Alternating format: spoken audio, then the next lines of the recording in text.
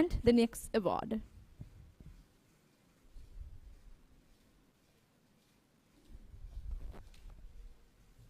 For the track computing, the best paper award goes to Dilshan I. D. Silva and Kasun R. Sampath.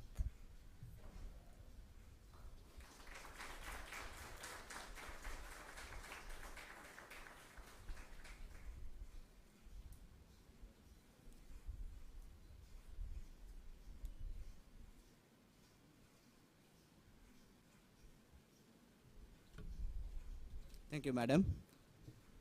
Next, I would like to invite Dr. Firdaus, Senior Lecturer at Faculty of Information Technology, onto the stage to present the next award.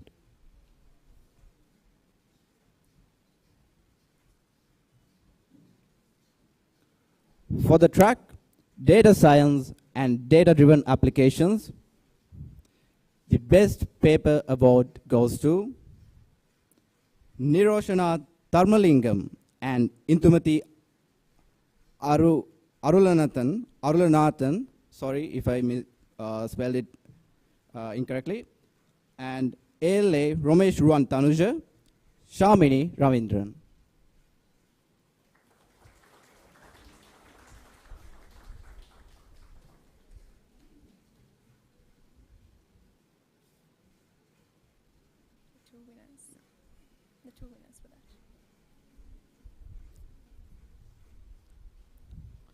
That's one of the winners for track 4, and we have another winner.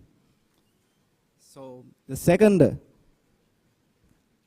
award goes to, it's basically the best paper award. There are 2 awards. So the second award goes to 𝗜පන ගෝවින්දරාජ, 𝗜𝗖𝗜𝗏 පවඩරන්, Dr. Priyanka Thalagala.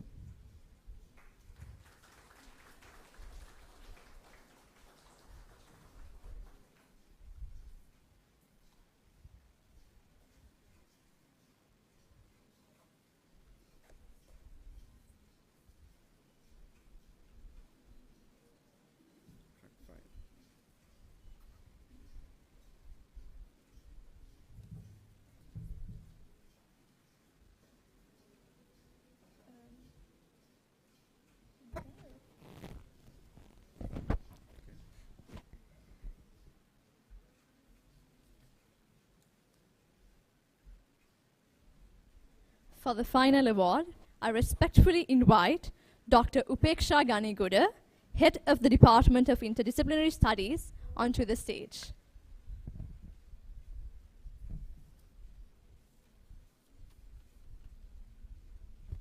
For the track Technology Trends, the Best Paper Award goes to 𝗥 ජානකා Mangala, Dr. R.K.P.S. Ranavira, and Professor 𝗥𝗲𝗂𝗏𝗵𝗀.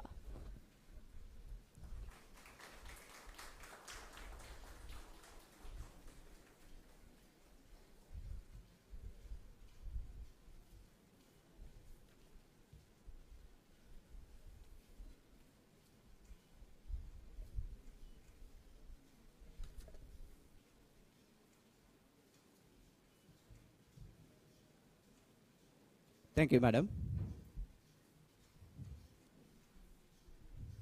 Congratulations to all the winners. Your hard work, innovation, and dedication truly embody the spirit of this conference. And to all the participants, your contributions have been nothing short of inspiring. Each presentation, idea, and discussion has added immense value to this event. Remember, the essence of progress lies not only in the recognition, but also in the journey of learning, collaboration, and growth.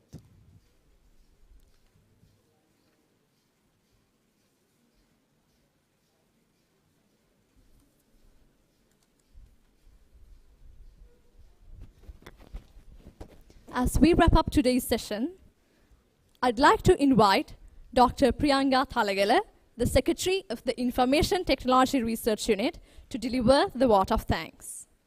Let's take a moment to reflect on everything we've learned today and appreciate the contributions of all involved.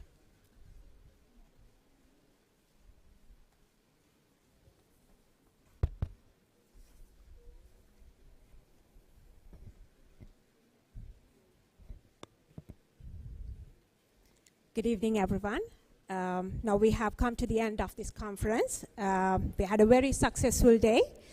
Actually, there's a team effort behind the scene, and now it's my turn to express a big thank you to everyone involved.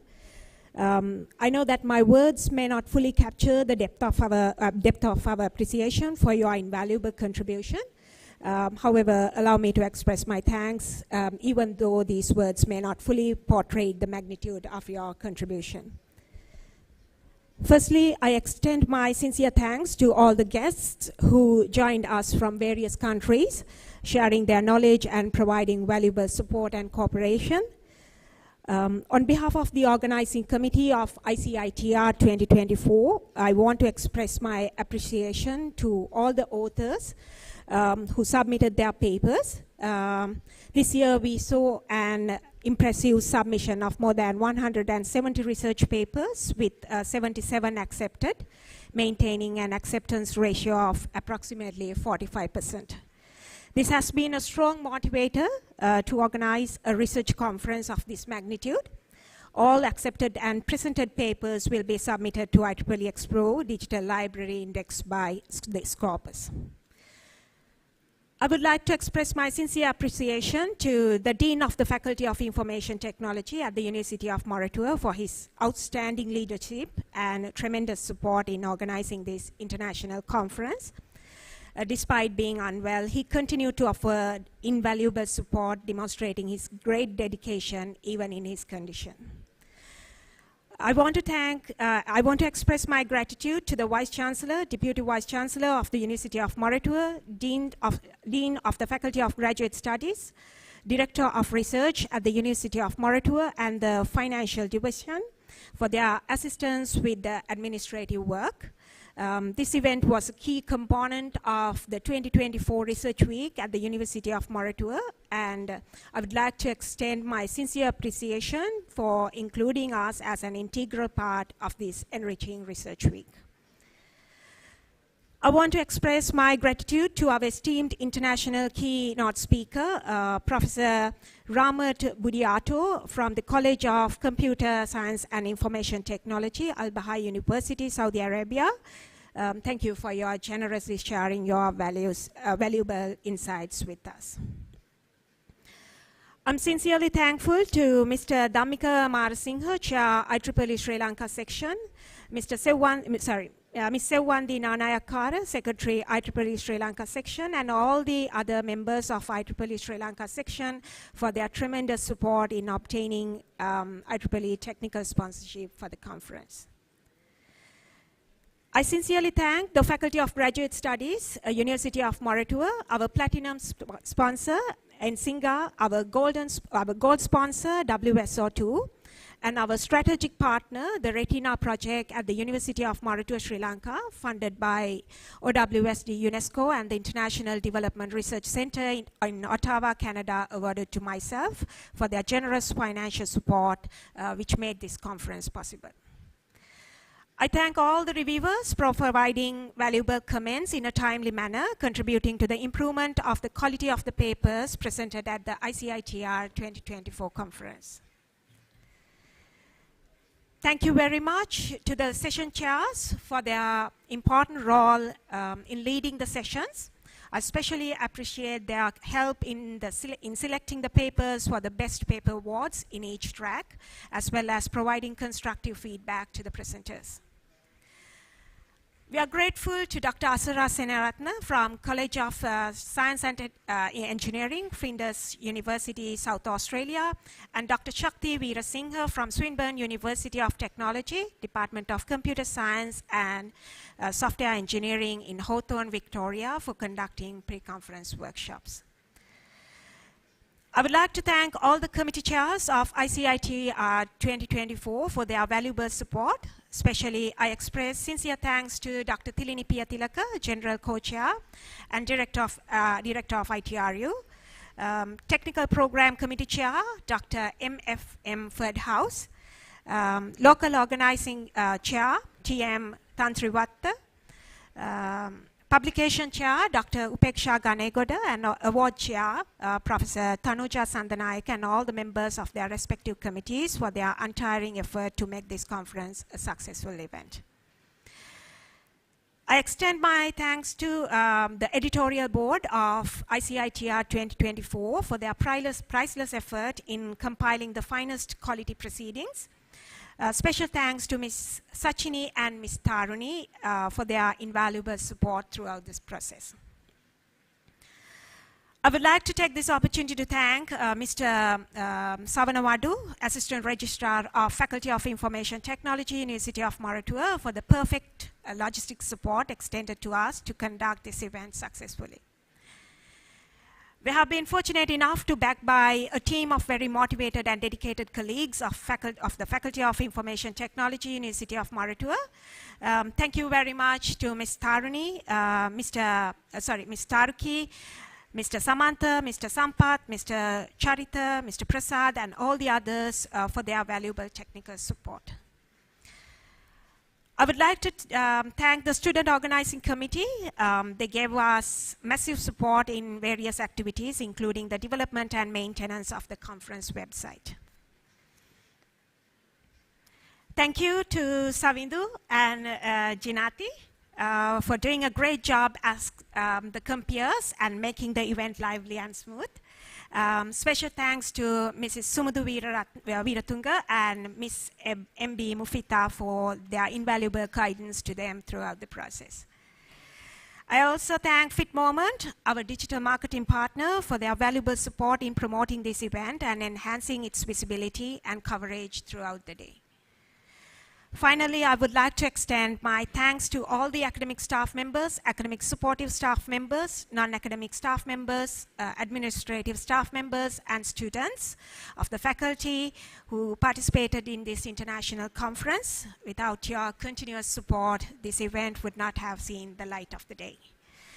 So big thanks for all your amazing work. Hope to see you again next year at ICITR 2025. Thank you.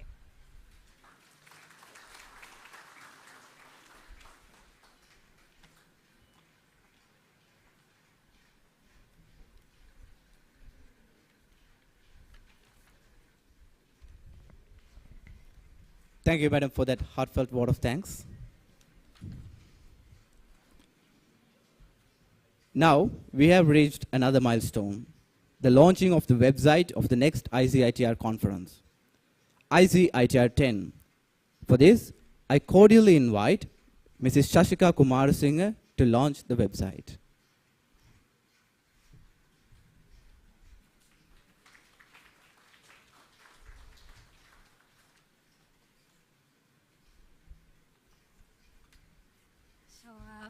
Good evening, everyone. So we have come to the end of another successful ICITR conference.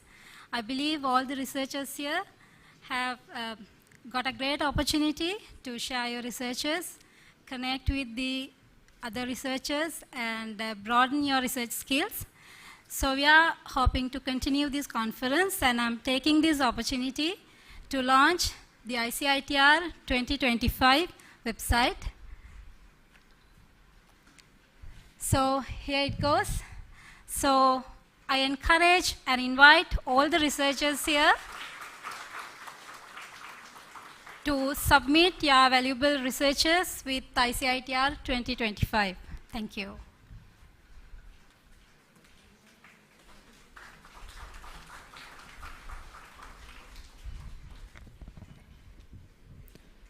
Thank you, madam. Well, what a day it's been. A long but an exciting one, filled with brilliant ideas, insightful discussions, and plenty of moments to remember. As we bring ICITR 2024 to a close, I want to thank you all for being such an essential part of this amazing experience. On behalf of the organizing committee, I want to express our deepest gratitude to everyone who made this event a success. From the organizing team to the volunteers, your efforts behind the scenes have made everything run smoothly. As we part ways, let's take with us the spirit of innovation and collaboration. I hope the connections we made here will continue to inspire new opportunities and breakthroughs. I hope you all a well-deserved break and a safe journey back home. Signing off, I'm Savindhu Kumarasekaran. And I'm 𝗜𝗖𝗜𝗏𝗏𝗏𝗏𝗏. It's been a pleasure having all of you here. I hope you're leaving with fresh ideas, inspiration, and excitement for the future. Good evening. And farewell.